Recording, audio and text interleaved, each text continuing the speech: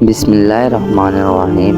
السلام علیکم ورحمۃ اللہ وبرکاتہ۔ آج ہم آپ کو ایک ایسے عظیم اور بابرکت سفر پر لے چلیں گے جہاں ہم حضرت محمد صلی اللہ علیہ وسلم کی مقدس زندگی کے مختلف مراحل کا جائزہ لیں گے۔ یہ سفر وہ ہے جو ہمیں اندھیروں سے نکال کر روشنی کی طرف لے جاتا ہے۔ آپ صلی اللہ علیہ وسلم کی زندگی کی پیدائش، نبوت کا آغاز، مکے سے مدینے کی ہجرت اور پھر اسلام کی روشنی کو دنیا بھر میں پھیلانے تک کے تمام اہم واقعات ہم اس ویڈیو میں تفصیل سے بیان کریں گے، تو ہمارے ساتھ رہیں اور اس ایمان افروز سفر کا حصہ بنیں اور ویڈیو کو آخر تک ضرور دیکھیں۔ حضرت محمد صلی اللہ علیہ وسلم کی زندگی کا واقعہ ان کی پیدائش سے لے کر وفات تک کا عظیم اور رہنما واقعہ ہے۔ اس میں ہر پہلو مکمل تفصیل اور اہمیت رکھتا ہے۔ میں یہاں حضور اکرم صلی اللہ علیہ وسلم کی زندگی کے مختلف ادوار کا ایک جامع بیان کر رہا ہوں تاکہ آپ کو ان کی سیرت اور زندگی کے اہم واقعات کو بہتر طور پر سمجھنے میں مدد ملے۔ حضور اکرم صلی اللہ علیہ وسلم کی پیدائش 12 ربیع الاول 570 کو مکہ مکرمہ میں ہوئی۔ آپ کا تعلق قریش کے معزز قبیلے بنی ہاشم سے تھا۔ آپ صلی اللہ علیہ وسلم کے والد کا نام حضرت عبداللہ اور والدہ کا نام حضرت آمنہ تھا۔ پیدائش سے پہلے ہی آپ کے والد کا انتقال ہو چکا تھا۔ حضور اکرم صلی اللہ علیہ وسلم کی والدہ حضرت آمنہ نے آپ کو دودھ پلانے کے لیے حضرت حلیمہ سیدہ کے حوالے کیا۔ حضرت حلیمہ کے گھر میں آپ صلی اللہ علیہ وسلم کی آمد سے وہاں خیر و برکت کا دور شروع ہو گیا۔ جب آپ صلی اللہ علیہ وسلم 4 سال کے ہوئے، حضرت حلیمہ نے آپ کو اپنے والدہ کے حوالے کر دیا۔ جب آپ 6 سال کے ہوئے تو آپ کی والدہ حضرت آمنہ کا بھی انتقال ہو گیا اور آپ یتیم ہو گئے۔ والدہ کے انتقال کے بعد آپ صلی اللہ علیہ وسلم کی پرورش آپ کے دادا حضرت عبدالمطلب نے کی۔ جب آپ صلی اللہ علیہ وسلم 8 سال کے ہوئے تو حضرت عبدالمطلب بھی وفات پا گئے اور آپ صلی اللہ علیہ وسلم کی کفالت آپ کے چچا حضرت ابو طالب نے سنبھالی۔ حضرت ابو طالب نے آپ صلی اللہ علیہ وسلم کو اپنے اولاد کی طرح پالا اور ہر مصیبت میں آپ کا ساتھ دیا۔ حضور اکرم صلی اللہ علیہ وسلم کی جوانی انتہائی پاکیزہ اور باکردار تھی۔ آپ صلی اللہ علیہ وسلم کی پیدائش اور امانت داری کے سبب مکے کے لوگ صادق اور امین کے لقب سے پکارنے لگے۔ آپ صلی اللہ علیہ وسلم نے نوجوانی میں تجارت کا کام کیا اور اپنی ایمانداری کے بدولت بہت عزت پائی۔ مکے کی ایک مالدار اور معزز خاتون حضرت خدیجہ رضی اللہ تعالیٰ عنہا نے آپ صلی اللہ علیہ وسلم کی ایمانداری سے متاثر ہو کر آپ کو نکاح کا پیغام بھیجا جو آپ صلی اللہ علیہ وسلم نے قبول کیا۔ آپ صلی اللہ علیہ وسلم اور حضرت خدیجہ رضی اللہ تعالیٰ عنہا کی شادی سے آپ کو 2 بیٹے حضرت قاسم رضی اللہ تعالیٰ عنہ اور حضرت عبداللہ رضی اللہ تعالیٰ عنہ اور 4 بیٹیاں حضرت زینب رضی اللہ تعالیٰ عنہ اور حضرت رقیہ رضی اللہ تعالیٰ عنہ، حضرت ام کلثوم رضی اللہ تعالیٰ عنہ اور حضرت فاطمہ رضی اللہ تعالیٰ عنہ پیدا ہوئی۔ جب آپ صلی اللہ علیہ وسلم کی عمر 40 سال کی ہوئی تو آپ صلی اللہ علیہ وسلم غار حرا میں اللہ کی عبادت میں مصروف رہتے۔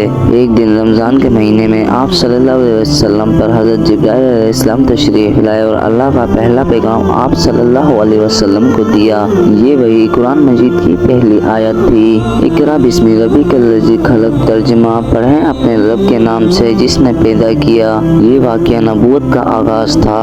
آپ صلی اللہ علیہ وسلم اس واقعے سے بہت متاثر ہو کر گھر لوٹے اور حضرت خدیجہ رضی اللہ تعالیٰ عنہا کو ساری بات بتائی۔ حضرت خدیجہ رضی اللہ تعالیٰ عنہا نے آپ صلی اللہ علیہ وسلم کو تسلی دی اور پھر آپ صلی اللہ علیہ وسلم کے ساتھ اپنے چچا زاد بھائی ورقہ بن نوفل کے پاس گئے جو اہل کتاب کے عالم تھے۔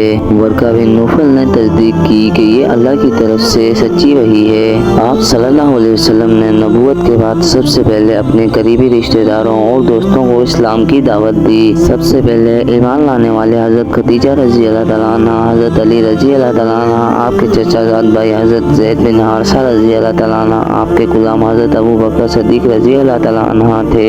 حضرت ابو بکر صدیق رضی اللہ تعالیٰ عنہ کی تبلیغ کے ذریعے اور کئی صحابہ اسلام قبول کرنے لگے۔ جب مکے کے مشرکین کو پتہ چلا کہ حضور اکرم صلی اللہ علیہ وسلم نے اپنے نئے دین کی دعوت دی ہے تو وہ آپ کے شدید مخالف ہو گئے۔ انہوں نے آپ صلی اللہ علیہ وسلم اور آپ کے ماننے والوں پر ظلم و ستم کے پہاڑ توڑ دیے۔ بعض صحابہ کو اتنی شدید اذیتیں دی گئی کہ وہ شہید ہو گئے، جیسے حضرت بلال رضی اللہ تعالیٰ عنہ اور حضرت سمیہ رضی اللہ تعالیٰ عنہ पर बदतरीन तजदीद किया गया। जब मक्के में इस्लाम का जोर बढ़ने लगा तो कुरैश के सरदारों ने बनी हाशिम के खानदान का समाजी बायकाट कर दिया और इन्हें शबे अबी तालिब में महसूर कर दिया। ये बायकाट 3 साल तक जारी रहा और इस दौरान मुसलमानों को भूख और तंगदस्ती का सामना करना पड़ता। इस मुश्किल वक्त में हजरत खदीजा रज़ी अल्लाह तआला अन्हा और हजरत अबू तालिब का इंतकाल भी हो गया, जिससे आप सल्लल्लाहु अलैहि वसल्लम को बहुत सदमा पहुंचा। ये साल आम अल हज़न गम का साल कहलाता है। शबे अबी तालिब के बाद आप सल्लल्लाहु अलैहि वसल्लम ने ताइफ का सफ़र किया ताकि वहाँ के लोगों को इस्लाम की दावत दी जा सके, मगर ताइफ के लोगों ने न सिर्फ आपकी दावत को रद्द किया बल्कि आप पर पत्थर बरसाए और आप सल्लल्लाहु अलैहि वसल्लम को जख्म पहुँचाया।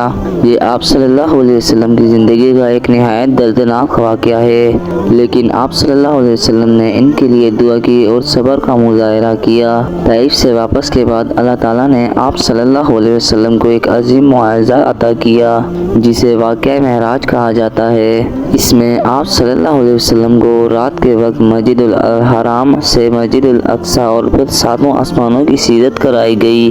आप सल्लल्लाहु अलैहि वसल्लम ने वहाँ अल्लाह ताला से मुलाकात की और तमाम अंबिया से भी मुलाकात की।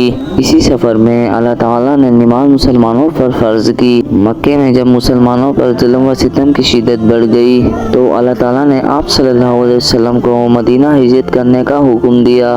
मदीने के लोग पहले ही इस्लाम कबूल कर चुके थे और इन्होंने आप सल्लल्लाहु अलैहि वसल्लम और मुसलमानों का शानदार इस्तकबाल किया। हिजरत का वाक़या इस्लामी तारीख़ का एक अहम तरीन मोड़ है और इसी से इस्लामी तक़वीम हिजरी कैलेंडर का आगाज़ होता है। मदीने में आप सल्लल्लाहु अलैहि वसल्लम ने इस्लामी रियासत की बुनियाद रखी और मुसलमानों के दरमियान भाईचारा कायम किया और मदीने के यहूदियों और दीगर कबाइल के साथ भी एक मुआहिदा किया जिसे मिसाक मदीना कहा जाता है। मदीने में इस्लामी रियासत के क़याम के बाद मुशरिकीन मक्का और दीगर दुश्मनों ने मुसलमानों पर हमले शुरू कर दिए। सबसे पहली बड़ी जंग ग़ज़वा बदर थी जो 2 हिजरी में हुई। इस जंग में मुसलमानों की तादाद कम होने के बावजूद अल्लाह ताला ने इन्हें अजीम फतह हासिल की। फिर 3 हिजरी में ग़ज़वा अहद हुआ जिसमें मुसलमानों को कुछ नुकसान उठाना पड़ा। 5 हिजरी में ग़ज़वा खंदक पेश आया जिसमें मुसलमानों ने कुफ़ार के खिलाफ एक कामयाबी हिकमत अमली अपनाई। 8 हिजरी में हज़ूर अकरम सल्लल्लाहु अलैहि वसल्लम ने मक्का फतह किया। ये एक बेमिसाल फतह थी क्योंकि आप सल्लल्लाहु अलैहि वसल्लम ने मक्के में दाखिल होते ही आम मुआफ़ी का ऐलान कर दिया और अपने दुश्मनों को भी माफ़ कर दिया। आप सल्लल्लाहु अलैहि वसल्लम ने खाना काबा को बुतों से पाक किया और वहाँ अल्लाह की तौहीद का ऐलान किया। 10 हिजरी में आप सल्लल्लाहु अलैहि वसल्लम ने अपने आखिरी हज का ऐलान किया जिसे हज्जुल अलविदा कहा जाता है। इस हज के दौरान आप सल्लल्लाहु अलैहि वसल्लम ने एक तारीख खुतबा दिया जिसे खुतबा हज्जुल अलविदा कहा जाता है। इस खुतबे में आप सल्लल्लाहु अलैहि वसल्लम ने इंसानियत, अदल, मसावात और ख़वातीन के हकूक़ पर जोर दिया और फरमाया कि आपके बाद सिर्फ कुरान और सुन्नत ही मुसलमानों की रहनुमा करेगी। 11 हिजरी 12 रबी अव्वल को हज़ूर अकरम सल्लल्लाहु अलैहि वसल्लम इस दुनिया से पर्दा फरमा गए। वफ़ात से पहले आप सल्लल्लाहु अलैहि वसल्लम ने बीमारी के दौरान मस्जिद में जाकर सहाबा को अलविदाई नसीहत की और फरमाया कि मैं तुम्हें 2 चीज़ें छोड़े जा रहा हूँ, कुरान और सुन्नत। अगर तुम इन पर अमल करोगे तो कभी गुमराह ना होगे। आप सल्लल्लाहु अलैहि वसल्लम की वफ़ात का सदमा सहाबा कराम के लिए बहुत भारी था। हज़रत उमर रज़ी अल्लाह अन्हा ने इस गम में कहा कि जो ये कहेगा कि नबी अकरम सल्लल्लाहु अलैहि वसल्लम वफ़ात पा गए, मैं उसकी गर्दन उड़ा दूंगा। लेकिन हज़रत अबू बकर सिद्दीक़ रज़ी अल्लाह अन्हा ने इन्हें तसल्ली दी और कुरान मजीद का ये तर्जुमा बयान किया।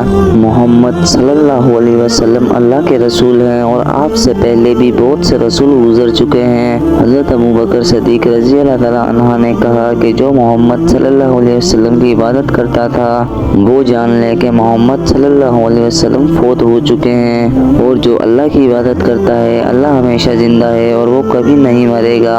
हज़ूर अकरम सल्लल्लाहु अलैहि वसल्लम की तदफीन आपके हिजरी ہجری میں ہوئی، جہاں آپ صلی اللہ علیہ وسلم کی زوجہ محترمہ حضرت عائشہ رضی اللہ تعالیٰ عنہا رہا کرتی تھی۔ مسلمانوں نے آپ صلی اللہ علیہ وسلم کی وفات کے بعد متفقہ طور پر حضرت ابو بکر صدیق رضی اللہ تعالیٰ عنہ کو پہلا خلیفہ مقرر کیا۔ حضرت محمد صلی اللہ علیہ وسلم کی زندگی ایک مکمل نمونہ ہے جو انسانیت کے لیے ہر دور میں ہدایت، رہنمائی اور اخلاص کا پیغام ہے۔ آپ صلی اللہ علیہ وسلم نے ظلم و ستم کے باوجود محبت، برداشت اور صبر کا درس دیا۔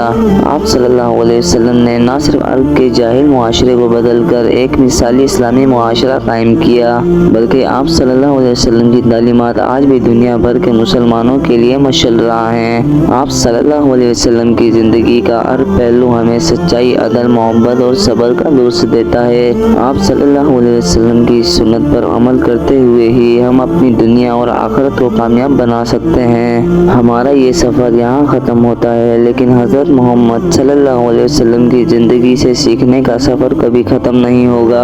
آپ صلی اللہ علیہ وسلم کی سیرت ہمیں صبر، محبت اور انسانیت کا درس دیتی ہے۔ اگر آپ کو ہماری یہ ویڈیو پسند آئی ہے اور ہماری مزید معلومات ویڈیوز دیکھنا چاہتے ہیں تو برائے کرم ہمارے چینل کو سبسکرائب کریں اور بیل آئیکن آل کر دیجئے تاکہ آپ کو ہماری نئی ویڈیوز کا اطلاع بر وقت ملتا رہے۔ آئیں اس عظیم سفر کو جاری رکھیں اور نبی کریم صلی اللہ علیہ وسلم کی تعلیمات کو اپنے زندگی کا حصہ بنائیں۔